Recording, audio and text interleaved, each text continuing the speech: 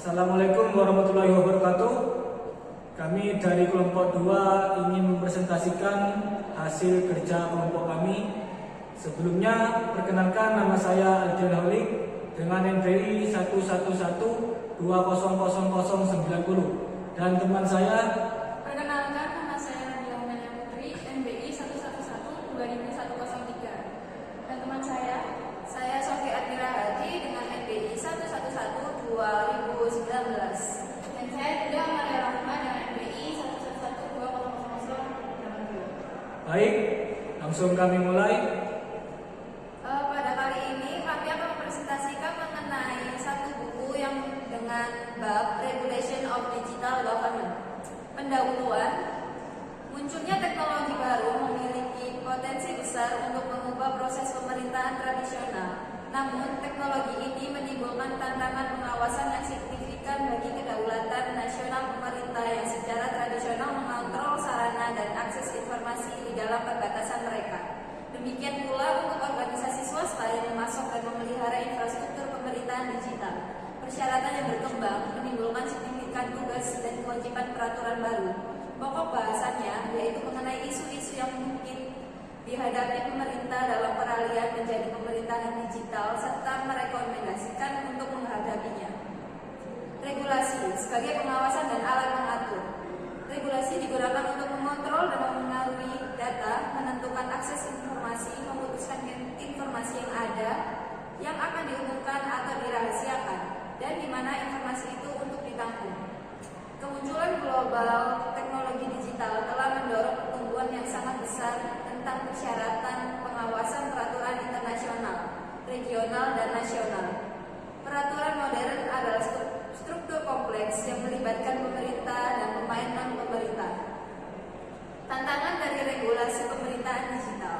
Masing-masing teknologi hadir dengan tantangan khususnya. Pemerintah melakukan kontrol dengan pengawasan.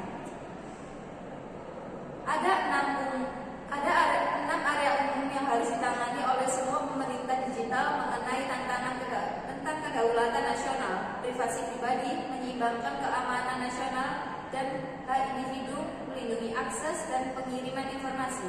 Tantangan yang ditimbulkan oleh Internet of Things dan pengawasan tentang regulasi pemerintah dan dalam lingkungan pemerintahan yang berubah dengan cepat. Implikasinya terhadap regulasi. Untuk pemerintah digital, teknologi ini menghadirkan peluang yang sangat signifikan untuk meningkatkan dan memperluas layanan pemerintah, mengembangkan kerangka kinerja kebijakan untuk melindungi privasi individu. Inti dari potensi big data adalah dapat dibagi antara berbagai pihak, termasuk berbagai sarana penciptaan, kompilasi, dan analisis data. Tantangan untuk big data dan bisnis terbagi menjadi 3 bidang utama mengenai hak paten, rahasia dagang, dan hak cipta. Praktik dan tantangan. Perubahan akan berdampak besar pada banyak masalah yang dihadapi tata kelola pemerintahan digital baru. Apa yang seharusnya menjadi struktur dan proses untuk mengatur teknologi baru ini? Dalam menciptakan bentuk pemerintahan yang lebih kolaboratif, bagaimana regulasinya dikembangkan dan dikelola dalam lingkungan digital. Dengan semakin pentingnya alat digital dalam memberikan layanan pemerintah, muncul pertanyaan, apakah penggunaannya harus diwajibkan? Kecepatan perubahan teknologi menakutkan. Bagaimana pemerintah digital mengatasi masalah privasi warga negara yang sulit? Kesimpulan, janji pemerintah digital luar biasa, tetapi menantang. Alat dari pemerintahan digital, internet, komputasi awan, media sosial, perangkat seluler, besar data luar biasa dalam kekuatannya untuk menginformasikan dan mengubah. Memang, masa depan dari internet kemungkinan merupakan konvergensi dari teknologi ini. Tidak pernah dalam sejarah manusia kami memiliki kemampuan untuk berkomunikasi dalam skala global dengan kecepatan yang berubah, peristiwa yang jauh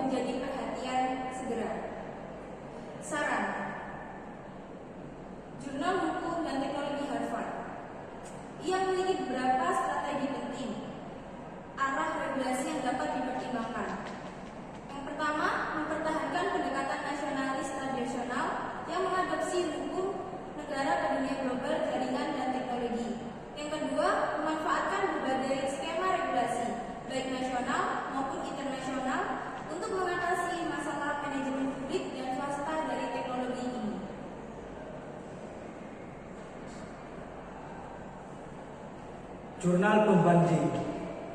Perlindungan hukum atas privasi informasi privasi pegawai dalam penyelenggaraan e-government di Indonesia. Pendahuluan. Penerapan e-government merupakan upaya untuk mengembangkan penyelenggaraan pemerintah yang berbasis elektronik dalam rangka meningkatkan kualitas layanan publik secara efektif dan efisien.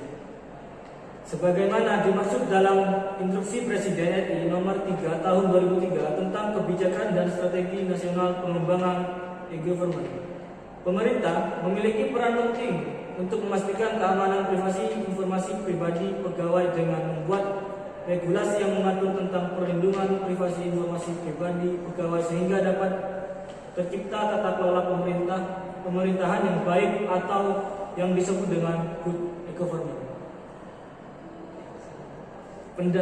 Pemerintah telah menyusun rencana peraturan pemerintah tentang penyelenggaraan sistem elektronik di instansi pemerintah pusat dari daerah e-government.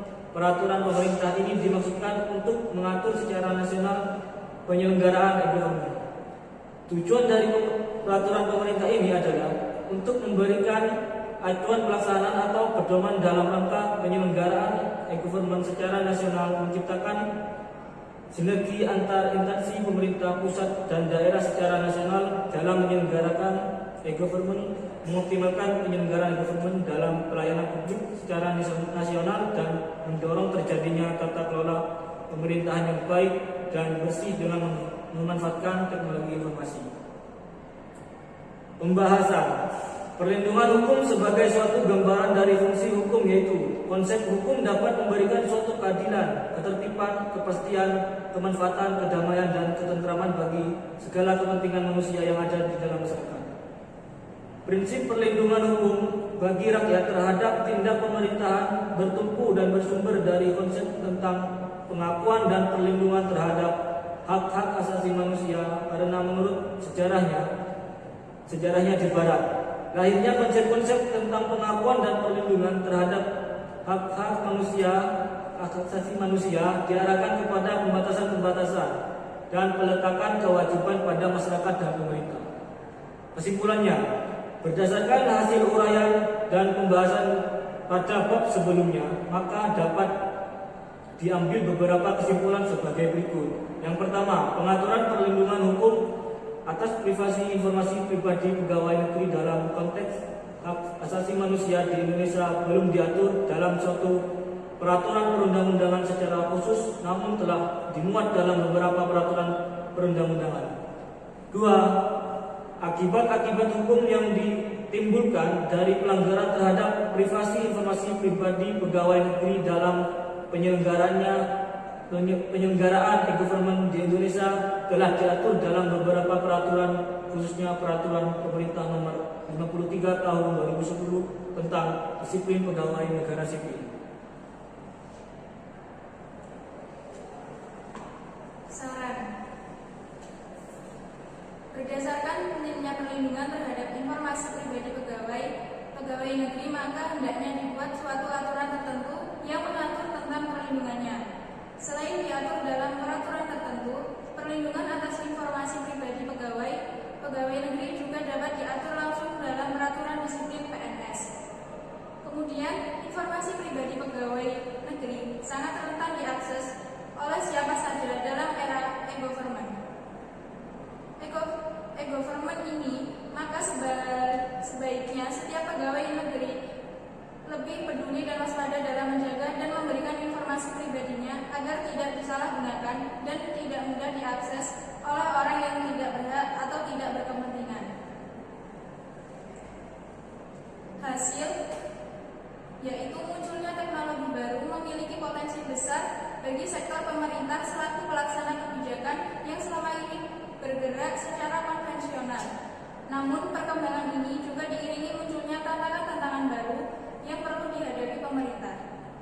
Pemerintah Indonesia telah menyusun rancangan peraturan pemerintah tentang penyelenggaraan sistem elektronik di instansi pemerintah pusat dan daerah e-government. Peraturan pemerintah ini dimaksudkan untuk mengatur secara nasional penyelenggaraan e-government.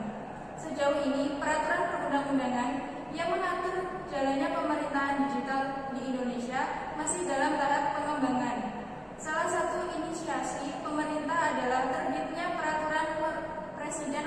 Indonesia Nomor 95 Tahun 2018 tentang Sistem Pemerintahan Berbasis Elektronik.